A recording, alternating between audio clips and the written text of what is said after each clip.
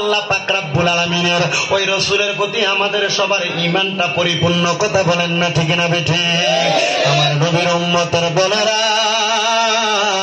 এবার রাসূলের প্রতি ঈমান পরিপূর্ণ করার পরে আমার নবীজি রাহমাতুল লিল আলামিন নবীজি ঈমানটা পরিপূর্ণ করার পরে এবার আসেন 5 নাম্বার ওয়াল ইয়াউমিল আখিরি, আখিরাতের প্রতি বিশ্বাস করা। ও মুসলমান, আখিরাত বলতে আপনি কি বোঝেন? এই দুনিয়া থেকে আপনি একদিন ইন্তেকাল করে কবরে চলে যাবেন, নাকি সারা জীবন বেঁচে থাকবেন? ভাই সাহেব, কারোর সামনে আসার কথা বলার দরকার নেই, যে যেভাবে সেভাবে থাকবে। কষ্ট করে এসে বসছে, যারা দেরিতে আসছে এরা পেছনে বসবে, আর না মন চাইলে দাঁড়ায় দাঁড়ায় বস শুনবে। ইসলামের জন্য, কোরআনের জন্য দাঁড়ায় থাকলে কি কষ্ট হবে? বলেন, কষ্ট হবে? ইসলামের জন্য, কোরআনের জন্য যদি দাঁড়ায় দাঁড়ায় বয়ান শোনেন, এটা উত্তম, যাতে বেশি পাবেন। যে ইবাদতে কষ্ট বেশি, স্বভাব বেশি, কথা বলেন। আল্লাহর হাবিব বলছেন, যতদূর পর্যন্ত হেঁটে হেঁটে নামাজে যাবা, প্রতি কদমে রহমতের ফেরেশতা আমলনামায় সওয়াব লিখতে থাকেন। আনাস ইবনে মালিক রাদিয়াল্লাহু তাআলা আনহু হাদিস। সুবহানাল্লাহ বলেন না, বলেন না সুবহানাল্লাহ। আপনি আখিরাত বলতে কি বোঝেন? এবার আমি আপনাদেরকে বোঝানোর চেষ্টা করি।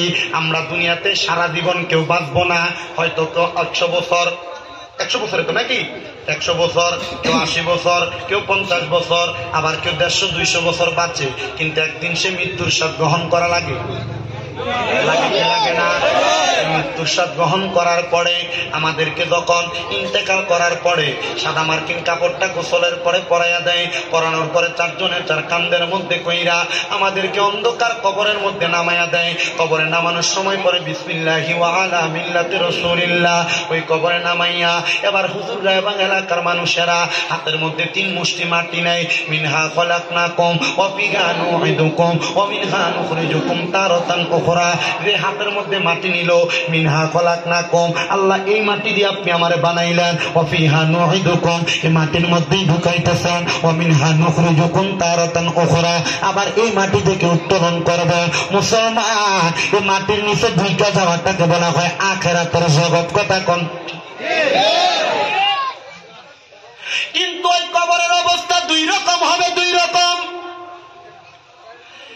মুমিনের জন্য একরকম, আর বেঈমানের জন্য আরেক রকম। মুসলমান, এবার আপনারা বলেন, মুমিনের জন্য কবর হবে ভালো, আর বেঈমানের জন্য কবর হবে বড় খারাপ, বড় কষ্টদায়ক।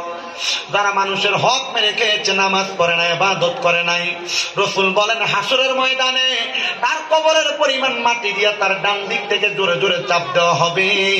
যেই ব্যক্তি মানুষের পরে সম্পদ হরণ করেছে, মানুষের টাকা মেরে খেয়েছে, মানুষের জায়গা জমি দখল করে খেয়েছে, তার ডান দিক থেকে এমন ভাবে চাপ দেওয়া হবে, ওই ডান দিকের পাঁজরের হাড্ডিগুলা ভেঙ্গে ওই বান্দার ডান দিক দিয়ে বের হবে, আর বাম দিকের পাঁজরের হাড্ডিগুলা ভেঙ্গে বান্দার ডান দিক দিয়ে বের হবে। তুমি তোমার কোন সন্তানের জন্য তুমি হারাম খাইলা, কোন সন্তানের জন্য সুদের টাকা কামাই করলা, কোন স্ত্রীর জন্য পরের জমি দখল করে বাড়িতে নিয়ে গেলা, কোন সন্তান স্ত্রী আত্মীয় স্বজনের জন্য মানুষের পকেটের টাকা মাইরা মানুষকে ওজনে কম দিয়া তুমি তোমার টাকা বানাইলা। আল্লাহর কসম, ওই সন্তানের কাছে তুমি একটা আমল চাইবা, ওই স্ত্রীর কাছে একটা আমল চাইবা, কাল হাসরের ময়দানে একটা আমল দিয়া তোমারে পরীক্ষা করবে না।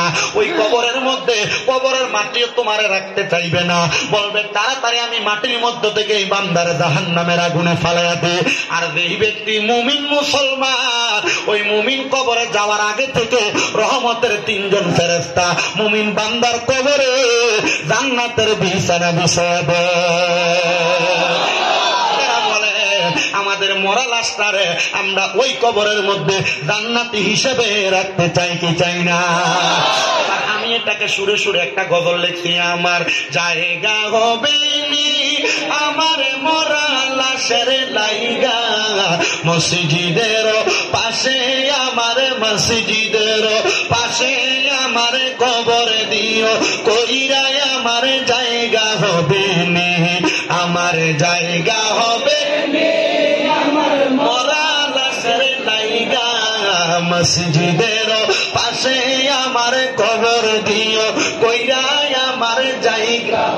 তবে ভাই সাহেব, সত্য হইল যদি আপনি সুদ খান, হারাম খান, পরের টাকা মাইরা খান, জমি দখল করে খান, ওজনে কম দিয়া খান। আরে মসজিদের পাশে না জান্নাতুল বাকির ভিতরে নিয়ে কবর দিল, ফিটা কি কম না বেশি? এজন্য মরণের আগে চিন্তা করবেন আর হিসাব করবেন যে আপনি আমলটা কি করছেন। আমলটা যদি ভালো হয়, যদি আপনারে গাঙ্গের পারে নিয়ে কবর দেয়, এই গাঙ্গের পারের কবরটাও জান্নাত হয়ে যাবে। এজন্য আশেক আমি এটা লিখছি, আমার জায়গা হবে নি আমার মরা লাশের লাইগা, মসজিদের পাশে আমার মসজিদের পাশে আমার কবর দিও, কইরাই আমার জায়গা হবে নি।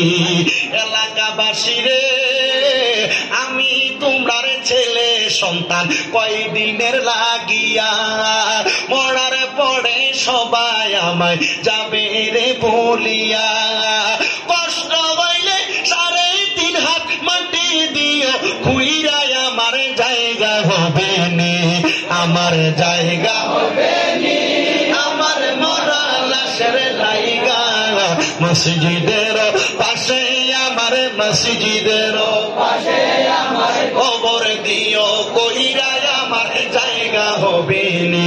এলাকাবাসী রে, আমি তোমার ছেলে সন্তান কয়দিনের লাগিয়া, এলাকাবাসী রে, আমি যেদিন যাব মারা দুনিয়া ছাড়িয়া, রঙিন জামা কাপড় সবই নিবে রে খুলিয়া, সাদা মার্কিন কাপড় আমায়, সাদা মার্কিন কাপড় আমায়, সাদা মার্কিন কাপড় আমায় দিও রে পরাইয়া, আমার জায়গা হবে নি, আমার জায়গা হবে নি, আমার মরা লাশের লাইগা, মসজিদের পাশে আমার মসজিদের পাশে আমার কবর দিও, কইরাই আমার জায়গা হবে নি। জগৎবাসী রে, আমি যেদিন যাব মারা দুনিয়া ছাড়িয়া, ভাই বন্ধু আত্মীয় স্বজন যাবে রে ভুলিয়া। মনে রাখবে? মনে রাখে? ওই একটা মুরব্বীর দিকে আপনার বাপের কবরটা চিনেন কিনা? কবর দিতে কবর তারা জানি, কিন্তু কবর কোনটা চিনি না। কথা বলে না?